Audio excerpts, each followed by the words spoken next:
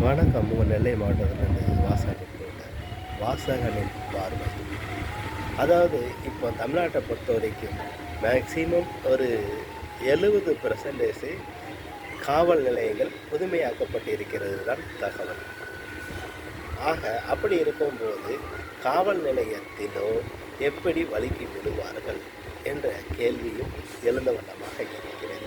குறிப்பாக போலீஸ் அதிகாரிகளை தாக்கினாலோ, கை வைத்தாலோ, மண்டையை உடைத்தாலோ, ஏதாவது ஒரு பிரச்சனைகளுக்கு அவர்களை கைது செய்யும் போது மறுநாளே அவருடைய கை கால்கள் உடைக்கப்பட்டு விடுகிறது. இது கோர்ட்டில் ப்ரெசென்ட் பண்ணும்போது பாத்ரூமில் வழுக்கி விழுந்ததாக கூறப்படுகிறது. இப்போ சாதாரண நம்ம வீடுகளில் பாத்ரூமில் ஒரு பாசி பிடிச்சி இருந்துச்சுன்னா உடனே என்ன பண்ணுறாங்க, ஒரு குளிச்சிங் பொடியை வாங்கியோ, ஒரு ஆசிட் வாங்கியோ அதை கழுகி அதுக்கு உண்டான டோமக்ஸோ ஆர்பிக்கோ இந்த மாதிரி இதை வாங்கி அதை கழுவி சுத்தம் பண்ணி சரி பண்ணி விட்டுருந்தாங்க இல்லையா?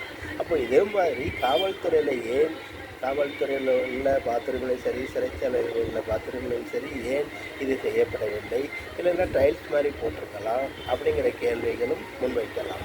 ஆனால் எப்பொழுதுமே இந்த மாதிரி பிரச்சனைகளுக்கு மட்டுமே இவர்கள் இந்த கை உடைக்கிறது, கால் உடைக்கிறது ஹைகோர்ட்டே கண்டனம் தெரிவித்திருக்கும் நிலையில் இது மீண்டும் மீண்டும் தொடர்ச்சி கதையாகவே நடந்து கொண்டு இருக்கிறது என்பதை ஆணிப்பூர்வமாக நெல்லை மாவட்டத்திலிருந்து வாசகன் கேட்டல் சார்பாக நான் இதை முன்வைக்கிறேன்.